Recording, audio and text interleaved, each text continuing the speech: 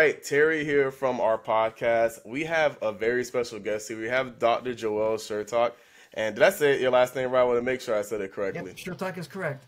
Perfect. But we have Dr. Joel Shertok here, and he actually runs a consulting business, but he has a deep background in chemical engineering, and his role at Process Industries Consulting is more so just consulting people in that same area. And this is something different. I mean, even for myself, I've never seen a business like this. It is something totally different that I've never seen. And I think this is something good for anyone else to learn, or if they're trying to start a business similar to what he does, this will be definitely something good for you guys to pick up on and to give your own 2 cents about, to see if this will be something that you'll be interested in learning more about, or if you're trying to get into a similar industry, this can give you guys some insight.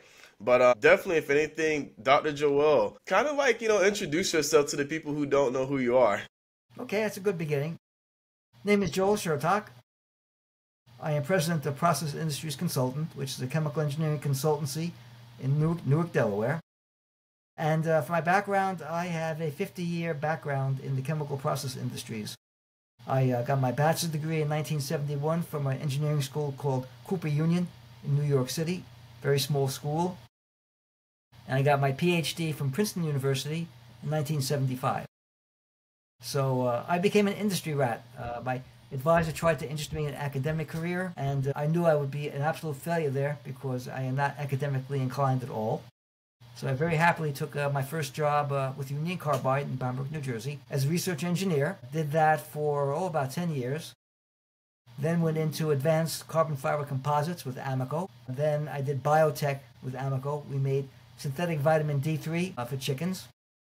Then went into membrane filtration with a company down in Florida. Then went into water treatment and filtration, company in Delaware. And then a company with formulated products up in Rochester, New York. So I switched my technology every 5 years or so, but the basic theme was always the same. It was either take a process that the chemist came up with in the laboratory and turn it into a commercial process, or go into a plant where a commercial process was having problems and straighten it out so that the process worked the way it was supposed to. So the goal was always the same. Technology was different, but the end result was always the same. Nice. I did that till 2008. Told time to find something new. My company asked me to retire, so I became a consultant, and that happened in 2006. And then I've been consulting since 2014 as a process industry consultant, first in Rochester, now down in Delaware. Nice. So, I want to dive a little bit into your childhood and kind of what got you into what you're doing now. I know a lot of people, and I could even say in my generation and just even the generation before me now, because I'm getting to the point where we have a generation before us that are trying to become entrepreneurs. But I always say the game is steadily changing all the time. But I always like to ask, when you were growing up, I mean, were you always, I want to be an entrepreneur, I want to, get into consulting? Was this something of a childhood memory for you? No. I mean, a lot of people I know, some people I know, could not imagine working for somebody else. They want to be an entrepreneur. They want to work for themselves. They can't tolerate the idea of having a boss. That was not me. That was not me. I was happy being a corporate guy. I was happy working for a corporation. You do the trade-offs, which is, you have a certain amount of security in return for a lot of politics. And I knew that. And I was very happy with it. And when I hit 65 and a half, and my company at that point said, well, time for you to retire, if I had found another corporate job, I would have been very happy. Would have had no problem at all taking another corporate job for, say, another 10 years. But at 65, no one's going to hire you. That's just a very, very sad fact. They tell you there's no such thing as ageism, but they're lying. Once you get to be about 55, corporations don't want to touch you. They figure you're too expensive, and or you're going to get sick, and or you're going to be too set in your ways, and. So they will not hire you, and they'll find an excuse not to hire you. So I looked at my options, and I said, well, I tried a franchise for a while. I said, maybe I'll do a franchise. So I looked into doing a painting franchise, Shertok, and that I looked at it and said, nah, that's not really what I want to do. And I said, well, why not do something you're good at, which is chemical engineering? So the natural thing is I became a consultant in chemical engineering in 2014 and have been doing it ever since. But did I have this burning urge to be an entrepreneur? Not in the least. That's a different take. I know a lot of people who are getting into entrepreneurship. There's always something big, a big event that like transitions them into getting into entrepreneurship. Like for example, I can even say for myself was that's what created a lot of entrepreneurs around that time. COVID was a time frame for me where I started looking more into entrepreneurship and I transitioned from doing nothing but sales into entrepreneurship. But yours is a different take. So like was it hard for you starting entrepreneurship? Because I know a lot of people that come from like just a background of only doing like just normal jobs. When they get into entrepreneurship, it's a tough change for them. Was that a tough change for you, or how did that go for you? Well, I mean, I was very fortunate. I was laid off at 65 and a half, right? Mm-hmm. So that means in 6 months I started my Social Security, Medicare, all my pensions and annuities. So unlike other people who basically had nothing and had to become entrepreneurs to actually make some money, if I had so chosen, I could have done nothing. I could have sat, collected my paychecks and my dividends, and would have been very, very happy. But I said I couldn't see doing that. I just couldn't see watching eating potato chips and watching Oprah every afternoon. So I said, well, I'll be an entrepreneur. But it was a much different motivation. What was the motivation behind that? I mean, like you said, you could have just easily stopped. Like there is a point where you could have you didn't have to become an entrepreneur, and like you said, you just decided to do that. So what was like the big driving factor for you to actually get into that? Well, the interesting thing, most people would have said I need the money, but that wasn't the case. What motivated me was relevance. And the way America works, if you're not working, right, and you're 65, 70, you're considered totally washed up. You're kind of just useless. And I remember my father, when he hit 65, said, the one thing I don't want to be called is Pop. Don't want to be called Pop. I'm a person. So the interesting story was I had been consulting, and I was gassing up my car at a gas station and overfilled it, right? That happens. So I got the squeegee and began just wiping down where the stuff spilled. And I hear a voice behind me calling out, hey, Pop, hey, Pop, hey, Pop. I look around, and I hear, hey, Pop, hey, Pop. And I realize he's talking to me. He said, hey, Pop, don't do that. You're going to scratch your finish. So he meant well, right? Yeah. But that's the reason. I don't want to be called, hey, Pop. That's crazy. So like, because it's just, it amazes me because, like you said, you started your entrepreneurship journey at 65 and you didn't have to, you didn't have to start doing any of that stuff. And I see younger people around my age who, they have all the energy, time, and anything in the world to start their own business, but they have every excuse in the world as well to just not do anything.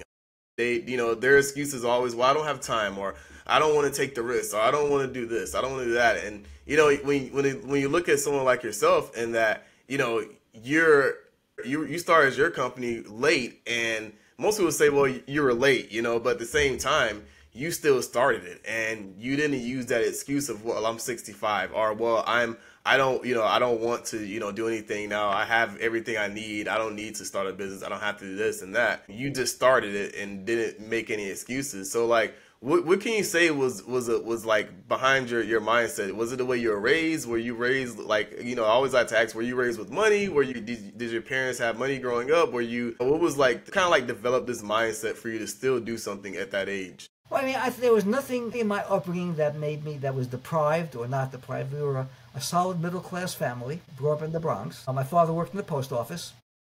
My mother worked in the garment center, something called a billing machine, which is a very ancient precursor to the computer. So it was a dual-income family way before dual-income families became fashionable. I mean, you're talking 1950s, 1960s. And it was very much a dual marriage. My father did the laundry, did the dishes, did a lot of the cooking. So it was a 1990s marriage in the 1950s. So very, very atypical. Very, very atypical. But there was nothing extraordinary. I said, oh my God, there's no money in the house, you got to do without. We weren't rich, but there was money to do what we wanted to do. It was a very comfortable middle-class existence. Not extravagant, but not poverty-stricken either. Man, It's funny, man. I just like to hear this from you because I just see it a lot. I coach other business owners too when it comes down to starting their AI business. And, I just hear so many excuses, man. And it's just like seeing someone that didn't have to start their company, didn't have to do anything really. Like you said, you could have sat home, watched Oprah. You didn't have to start your company. You say you were totally happy with what you were getting in and from your Social Security and everything after leave after having to be let go of your job, and you still decide to start something and still decide to take on challenges of starting a business, and you still decide just to do that. So like, when it comes down to navigating the chemical industry landscape, I know you witnessed significant shifts in the chemical industry over the decades. What are some of the most to say the least? Definitely. So, like, what are some of the most transformative changes you've observed? Just about everything. So I started, guys like me, who started like in the mid-70s, right? We're a transition generation. We're early boomers. I was born in 49. So when we started working, it was the era of corporate paternalism, the dying days of corporate paternalism. When I started working, a lot of guys who began working for Union Carbide were like World War II and Korean War veterans. And they were finishing up their 30, 35 years. And they're retiring, right? They got their pension, they got Social Security, they got the gold watch, blah, blah, blah. They had a very comfortable retirement. Corporations were very paternalistic. They took care of you, made sure you had a nice career, didn't really abuse you too much. And that changed in the early 80s when the Japanese began to come in and force. And that completely changed. I worked for Union Carbide at the time. So that completely changed everything. Before that, it was a very leisurely pace. During the summer, things slowed down. No one died of overwork, let me put it like that. And the Japanese came in and they knocked everything to hell. They came in with better products, cheaper prices, and in about 6 months there was absolute panic. And that completely changed the working environment. The pace picked up, you were always busy, there was always pressure. And then it was the era of the corporate raider. The early era began the era of the corporate raider. Robert Millikan, things like that. They changed the company because boards could not become complacent anymore. There was somebody breathing down their neck. And that changed things immeasurably. That's when you got all your mergers and acquisitions, you got layoffs, you had incredible pressure. Then Union Carbide had this Bhopal incident in 83, 84, where there was an accident in India, and they killed like 4,000 people via a vapor release. That changed Carbide completely. That caused Carbide to collapse. And that changed the world. If it hadn't been for Bhopal, chances are pretty good I would have been a 30-year Carbide veteran. Would have been happy, got my pension, blah, blah, blah, blah, blah. But that changed everything, and that destroyed 100,000 careers. A lot of guys who had their careers in Carbide, they were fired, they were rejected, they were bought, changed everything. And for me, the world was never the same again. It became much more unstable, much more pressure. You couldn't depend on anything, anybody, or anyone anymore because you could be gone in a second if it was decided that you were no longer needed. There was no more corporate loyalty, absolutely none. And that worked in both directions. Workers weren't loyal anymore either. When I started working, the assumption was that you're going to stay with one company forever, like Japan. You're going to retire as a Carbide or an Amoco employee. And now my kids take it for granted. They're going to be with a company 2, 3, 4 years, and they're going to go somewhere else. Jeez. Wow. So, like, how did these changes influence your decision to establish Process Industry Consultants in 2014? Well, I mean, what the influence was I hit 65 and I lost my job and there was no other place to go. It was pretty simple, actually. Nah. He's like, you know what? It was a pretty simple decision. No, I'm still shocked by that. Like I told you, I just can't I can't even accept any more excuses from people who are in my age group anymore because they have all the time in the world and they still tend to make excuses and not do anything to really start up anything. So let's talk a little bit about your book, The Art of Scale Up. Sure. So I know sometimes, a lot of people, that's another thing. You started your own book. And, like another thing that you've done that you didn't have to do. You started your own book, The Art of Scale Up, and, it offers insights into transitioning from a lab scale to commercial production, right? If I'm not mistaken, correct? Yep, that's So correct. can you discuss, a particularly challenging scale up project and how you've overcome the hurdles? Yep. I mean, there's like I said, what one of my jobs in all my companies was to take a laboratory process that was done in glassware, right, at very small scale, and scale it up to a commercial process, and that's very challenging. That's why I wrote that little monograph, is to kind of outline all the things you have to consider and all the things you have to take into account when you're going from a small scale lab process to a large scale commercial process. Lots of pitfalls that you can run into if you're not careful. So, like in your experience, what's the most like common misconception do startups have about scaling in their processes? That's going to be one to one. All you do is transfer everything you've learned from your laboratory process and dump it into a commercial process, and it's going to work fine. And it never works fine because you can do things in the laboratory that you can't do in a commercial process. So, Really? one of the things I wrote about is we were making. I was working for Carbide, and we're making a special monomer from caprolactone and acrylate, whatever they are. They're two chemical species, and it was used for an automotive coating. So the chemist was working on it in glassware, right? 1,000 liter piece of glassware, just a thousand 1 liter glassware, just to make things, just get things started. And when they say, "Hey Joel, I'm set. I got the process nailed down, ready to take it into a pilot plant and start cracking out 500 gallons worth of stuff." I said, "Fine, let's sit down and review the process." So she talked about it, and she talked about it, she talked about it, and she said, "There's only one problem." And I said, "What's that problem?" "Half the time, my process gels, which is to say it cross-links and you form a rubber ball, basically." I said, "What do you do when you do that?" "Oh, I throw out the beaker and I start over again." Well, I said, "That's great. You've got a piece of glassware. If you throw it out, nobody really cares. I have a 250-gallon reactor. I can't gel it because if I gel it, there's no way to get it out, and there's a $100,000 piece of equipment that is now useless. So your process is not ready to go yet. When you get 90% success, then you come see me. I'll chance that 10%.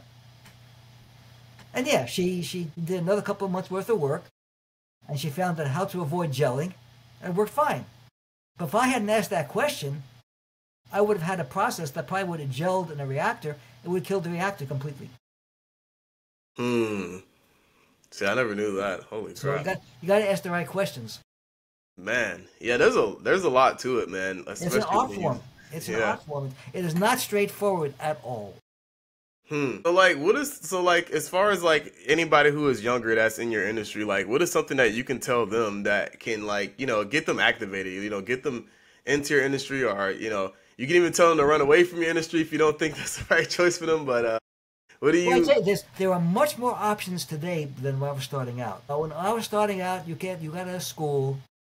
It was pretty. You either went to academia, right, as a professor, or you went to industry, right? Those are your two choices. But today, you can become an entrepreneur. I do a lot of work with incubators, and what a lot of guys are doing is they're taking their PhD topics and trying to form a business out of it. Well, there are more options today than there ever were when I was starting out. On the other hand, there are far fewer chemical companies. A lot of the companies that I work for have disappeared. So there's fewer opportunities, and in fact, traditional chemical engineering in the United States really doesn't work anymore. It's now biomed, biochem. So most chemical engineering departments are now either biochem and chemical engineering departments or just biochem. My grandson is a sophomore at the University of Minnesota. Their chemical engineering department, which is the absolute best in the country, is now biomed because there's not that much demand for chemical engineers anymore. The industry's either gone down to the Gulf Coast or it's gone over to Saudi Arabia. Wow. Holy crap. There are very few companies in the U.S. anymore. Do you think that that creates more opportunity in a sense for people who want to start? Because I always say if there's not many, that means there's a blue ocean of opportunity. Do you feel the same about that? Or? There's lots of opportunity because, like I said, it's a lot easier to start your own company now than it ever was before. There are incubators, there's financing, there's pitch decks, there's all sorts of things you can do that didn't exist when I started out. Wasn't even conceived when I started out. But the risk is much greater too. I mean, if you went to work for a Carbide or an Amoco, you had a very stable career ahead of you. Now, if you start your own company, you can go bankrupt pretty fast. Yeah, I've heard of people You don't get funding, or things don't work out, or there's no market, or. So you can lose your shirt if you're not careful. Jeez. Like, your take on that then, how do you feel about like, college and school these days? I know there's so many different conceptions with that now. I know, like, for example, I went to college and I ended up dropping out. So I was like a college dropout, and I know a lot of people in this day and age, it's a lot more college drops out than it was back then. And the big reason why is because a lot of people say that college isn't necessary anymore. You know, there's a lot of people who are starting to notice that college is necessary. You coming from like, coming from like your career path and where you came from just in your industry, how do you feel about school and like, how do you feel about the younger generation going to college and stuff now? Well, that is an incredibly complicated question. So I think you have to go back in time to answer that question. So I was debating with friends of mine way back when about college and high school, and I found a Department of Labor report from like 1990, and it tracked over a period of 50 years the percentage of population that went to high school and the percentage of population that got a bachelor's degree. And if you go back to 1950, only 50% of the people finished high school, not college. 50% of the people finished high school, and 10% of the people finished college. That's 1950, which is not that long ago when all is said and done. Now, almost everyone finishes high school, and there's a substantial number of people who go to college. The trouble is, back in the 50s and 60s, even 70s, if you had a bachelor's degree in anything from college, you had a job because you're relatively rare. In fact, if you had a high school graduation, you can get a job in a factory. Wow, really? Now, college education doesn't guarantee you anything. The only degree you can get where you're guaranteed a decent job is engineering, and also computer science. If you have an engineering degree, you have a great job, but it's very, very difficult. It's a very difficult curriculum. And unless you spent your high school years taking advanced math and advanced science, you don't have a chance. Same thing with computer science. Computer science is all math based. So if you have the background to do that and you get that degree, you've got a great future. Anything else, you've got problems. And so I say that because a college degree doesn't guarantee you what it used to guarantee you 30 years ago. Because everyone gets a college degree now. Also, the cost has gone up. I mean, to get a college degree now, even from a state school, is incredibly expensive. Yeah. When I went to Cooper Union, it was tuition free. If you got into Cooper Union, you didn't pay anything. It was all subsidized. When I got my PhD from Princeton, that was all subsidized. I didn't pay anything there either. So I went from kindergarten to PhD, and my education didn't cost me a penny. That doesn't happen anymore. Now, if you're in an engineering degree and you come out of college with debt, you can pay it off. Not a problem. My daughter, for instance, got out of, she got her degree in pharmacy. She got a doctor of pharmacy degree. She got out with $140,000 worth of debt. But she paid it off in 4 years because pharmacy paid a good salary. Yeah. And she was frugal. She didn't do stupid things. But a lot of people are getting out with very, very, very high college costs and no hope of ever paying it back. That's why people are so pissed. The idea that college guarantees you a future dates back only 30 years ago, 20 years ago. That's not the same today. Yeah. If you choose a generic major from a generic school and you come out with $100,000 in debt, you are finished. You will never pay that back. Never. Yeah, no, that's very true. I have a friend of mine. He pretty much he's been going to school for as long as I've known him. So like, as soon as he graduated from high school, He started going to school to become a doctor. 10 years later, I think he ended up getting his, probably not 10 years, maybe 8 years. He got his doctor's degree and he became a doctor. Now he's a doctor and he works in the hospital. And he told me, he was like, dude, I work like 100 hours a week, man. And Yeah, he's a resident. yeah, and he's like, I work 100 hours a week. Even though I make X amount, I have to pay so much to my, college tuitions and Yeah. everything. So And, you'll never catch up. You'll never catch yeah, up. you never catch up. And it sucks because, you put all this time into like going to school. Cause like, for example, for me and him, we went to school for the same thing. I went to school for, general studies, and I was, looking to start doing nursing as well. So I was going to start doing nursing at first and then kind of work my way to become a doctor. And we both kind of went to school in the same thing and to do the same exact thing. And he always says, man, I wish I would have learning, did what you did and, started doing sales and, started trying to take more risks, because he was like, man, like me working as a doctor now, I'm just like, holy crap. Like, I work a lot of hours. I make money, but I have to spend it all on bills and in my college tuitions and stuff. And, you just don't have the time that you thought you have. And versus me where, I have more time than him. It all depends what you want to do and how you want to spend your life. It's as simple as that. Eventually, your friend will break into a private practice, have a specialty, won't have to work as hard, and will make a very good income, and eventually get ahead of the payments. Exactly. And that's something I told him too. I said, maybe you should start like doing private practices, and that's something you consider as well. So, I mean, he's in his 30s, I bet, right? Yeah. So by the time he's late 30s, early 40s, he'll be comfortable. But way back when, he'd be comfortable right away. And that's why, is college worth it? The answer is it depends. What do you want to do? What's your talent? How much money will you make? And do an economic evaluation. Can you ever pay your tuition back? So is that the advice you would give to a younger person if someone's, 18 or say they're 17, they're about to get into, they don't know if they want to go into college? What advice would you give them as far as like jumping into college? Like, what would you tell them? Well, the answer is why. Why do you want to go to college? And way back when, that wasn't an issue. Everybody went to college, right? Yeah. Well, seemingly. But now, if you can get an associate's degree at a community college and make a decent income and not be in debt, become a chemical operator, a technician, you won't make as much money, but you have less money to pay back. Or you can do things like auto repair. You can do things like engine repair, stuff I can't do. I wouldn't dare do that.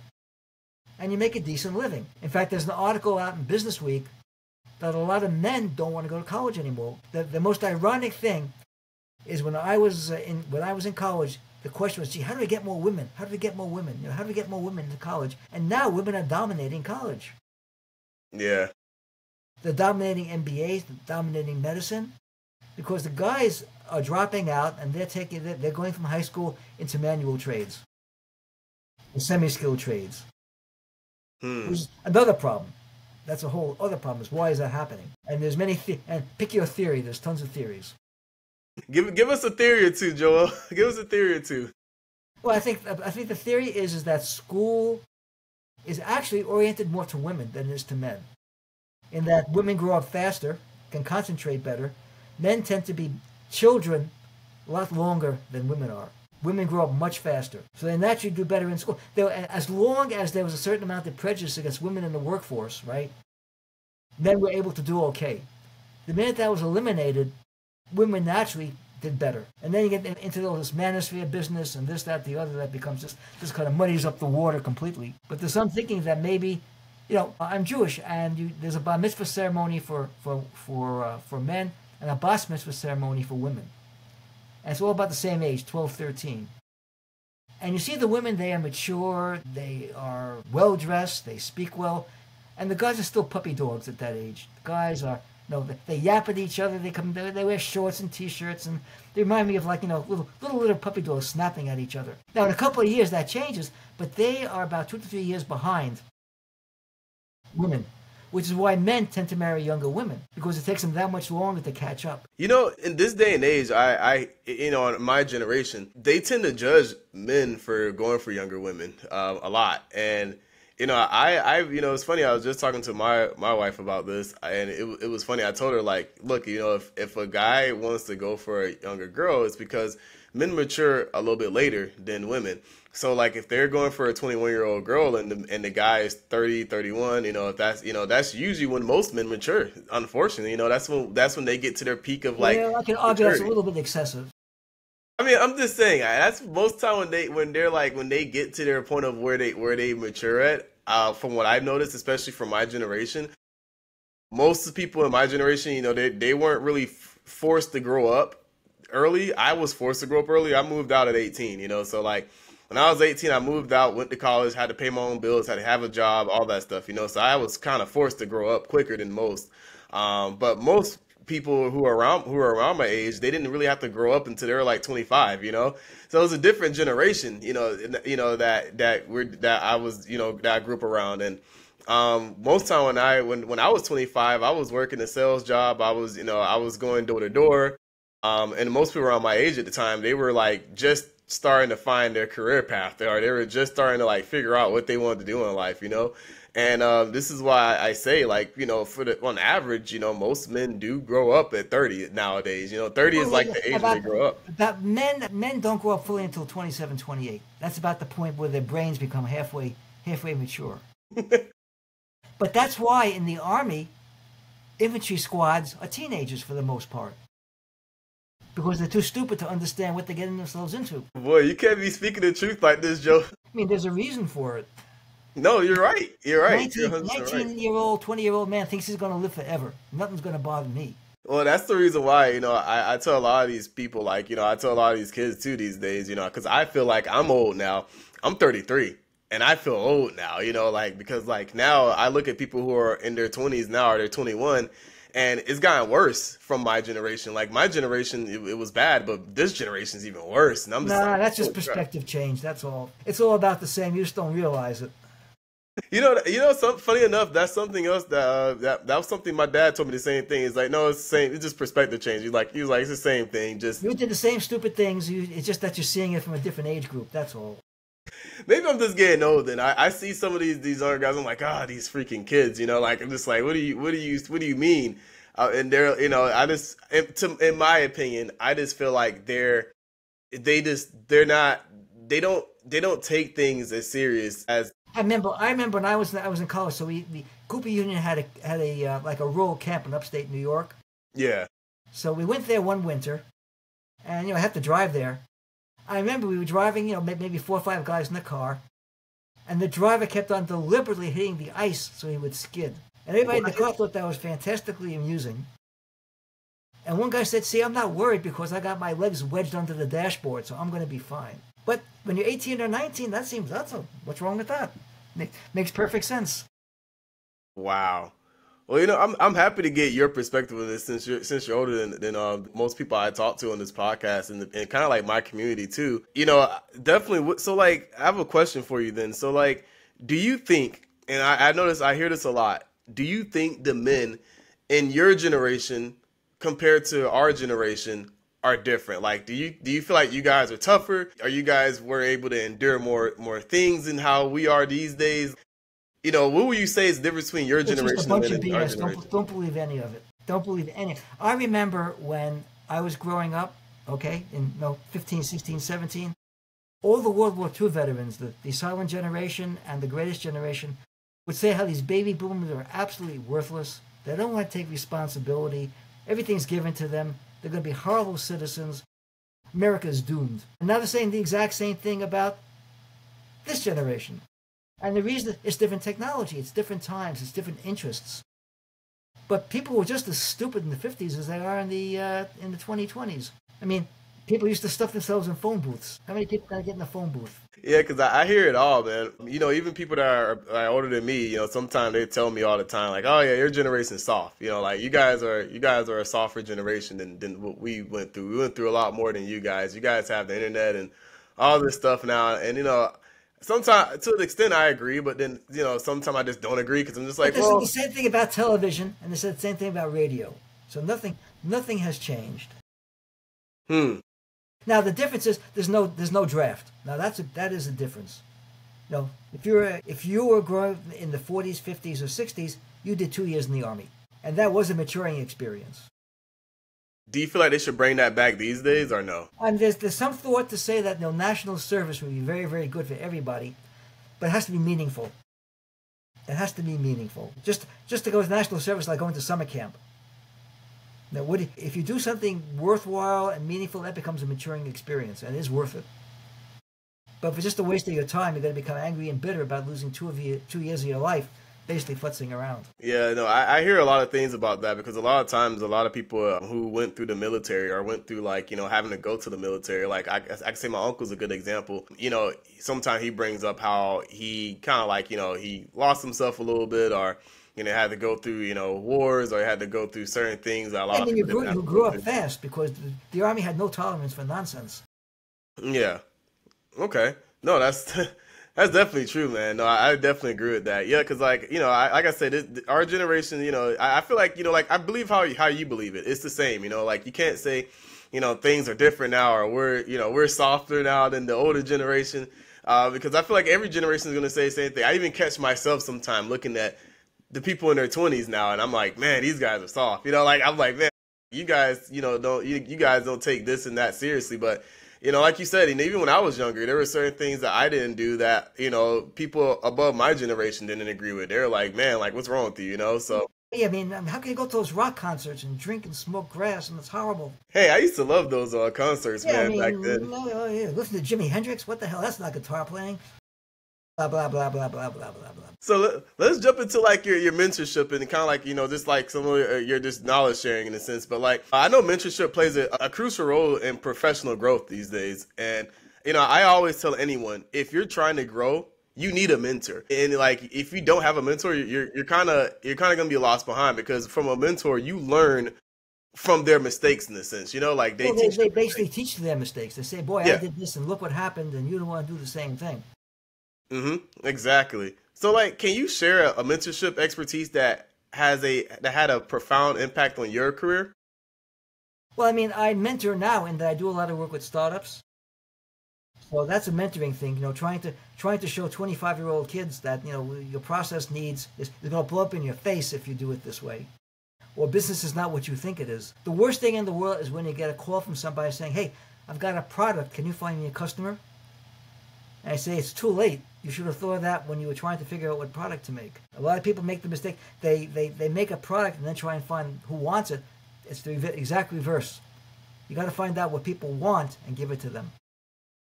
So, have you ever had a mentor grow in any time in your career, or did you just have to learn from your mistakes and falling down on your face all the time? It's always a combination of both.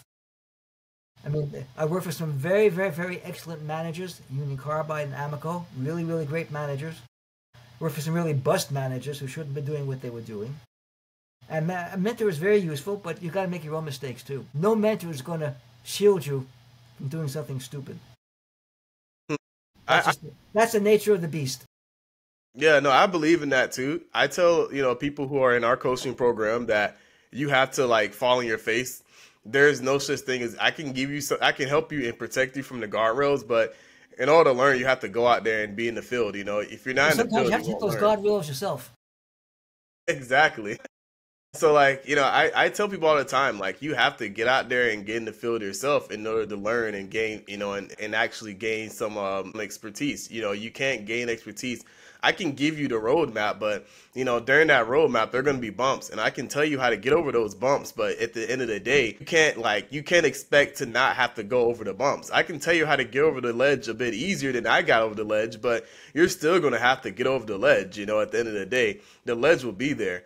So, have you, in your experience of doing mentorship and coaching, have you ever had to deal with someone that was difficult that you would give them all the tools that they can use to pretty much gain some type of success, but they still haven't taken that knowledge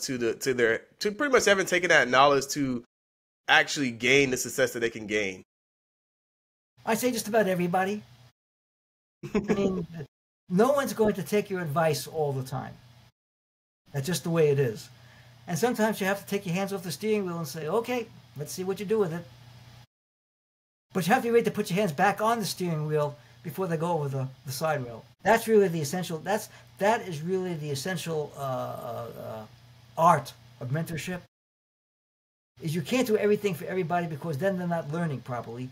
But you have to be ready to put the hands back on the steering wheel when they're about to go over the edge. That goes back in my saying of saying that, you can't help everybody. You can do your best to give them the knowledge, but, depending on how they take your knowledge is how they're going to go from that point on. So, and that's something big I even say with us, with coaching people. When I coach other AI companies on how to run their business, I let them know like, hey, like I can give you everything to learn and tell you exactly what to do.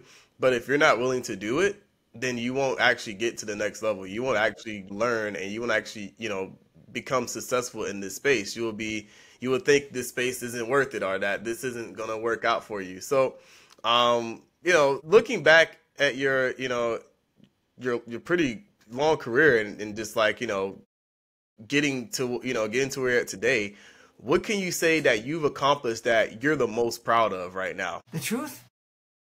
I raised 3 kids who are successful. Somebody on LinkedIn asked me that exact same question. He said, hey, how do you evaluate your life? How do you evaluate your success? And my success is I raised 2 boys and a girl, and they're both highly successful. And they have their own families, and the families are successful.